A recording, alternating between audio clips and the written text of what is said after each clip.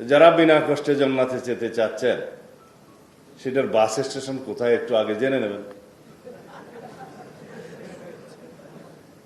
জনগণ এগুলো বুঝে। আমরা যা করছি তা হচ্ছে planning. Planning is half of the job. If you don't plan, you are planning to fail. ছাত্রদল বলে, ইংরেজিতে বললাম।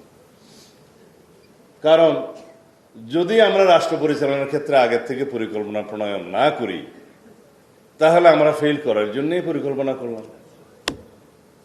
এখন এই কথাটা তো আমাদের ধর্ম ব্যবসায়ী বন্ধুদের উদ্দেশ্যে বলা হয়ে গেল মনে হয়।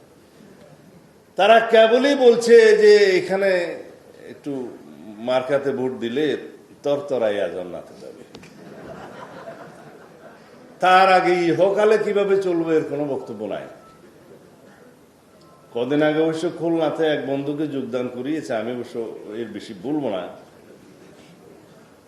তারাও এখন একই কথা বলছে আর কি, বলছে আচ্ছা এর বেশি বলা ঠিক হবে না বোধহয়।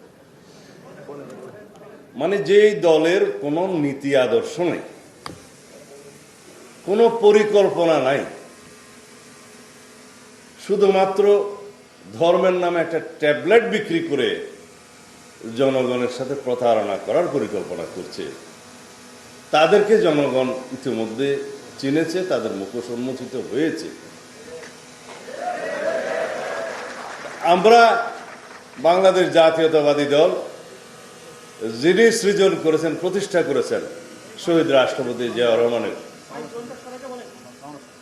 রাজনৈতিক জন্ম থেকে তার শাহাদত বরণ পর্যন্ত, এবং দেশনেত্রী বেগম খালেদা জিয়ার রাজনীতিতে পদার্পণ থেকে আজ পর্যন্ত আমাদের অহংকার, আমাদের তারুণ্যের অহংকার আমরা বলি আমাদের নেতা জনাব তারেক রহমানের রাজনৈতিক সংগ্রামের ইতিহাস এখন পর্যন্ত।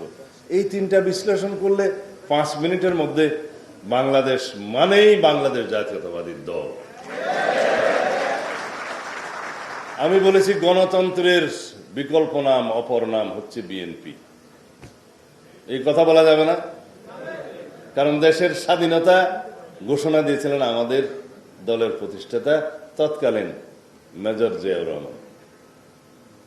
তিনি 1975 সালে প্রায় চিন্তায়কৃত গণতন্ত্রকে পুনরুদ্ধার করছেন সিপাহী জনতার বিপ্লবের মধ্য দিয়ে 7ই নভেম্বর।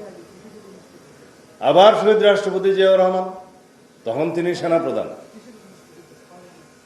তারপর 1979 সালে প্রাতিষ্ঠানিকভাবে 4র্থ সংশোধনী বাতিল করে 5ম সংশোধনের মধ্য দিয়ে এই দেশে বহুদলীয় গণতন্ত্রের রচনা প্রচলন করেছিলেন শহীদ রাষ্ট্রপতি জিয়াউর রহমান।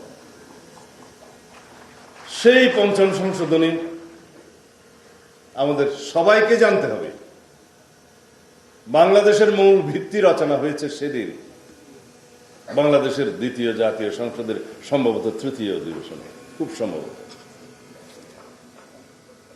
সেদিন বাংলাদেশে আইনের শাসন প্রতিষ্ঠা করা হয়েছে। বাকশালে ছিল রাষ্ট্রপতি বিচারপতিদের নিয়োগ করবেন, বরখাস্ত করবেন, বাতিল করবেন, সব ক্ষমতা রাষ্ট্রপতির। আইনের শাসন প্রতিষ্ঠা আমরা এখন অঙ্গীকারাবদ্ধ, ভিত্তি ওখানে। সুপ্রিম জুডিশিয়াল কাউন্সিল প্রতিষ্ঠা করে আজ পর্যন্ত সেটা বহাল আছে। মাঝখানে হাসিনা অবশ্য বাতিল করে দিয়েছিল 16তম সংশোধনের মধ্য দিয়ে। আবার পিতার সেই সংশোধনে নিয়ে আসছিল পার্লামেন্টের মাধ্যমে বিচার বিভাগের যে কাউকে বরখাস্ত করা যাবে। যাই হোক, এগুলো আপনারা সংক্ষিপ্তভাবে বলবেন। গণমাধ্যমের স্বাধীনতা, বিচার বিভাগের স্বাধীনতা, গণতন্ত্রের বহুদলীয়করণ, বহুদলীয় গণতন্ত্রের প্রবর্তন সবই জিয়াউর রহমানের কৃতিত্ব 1979 সালে।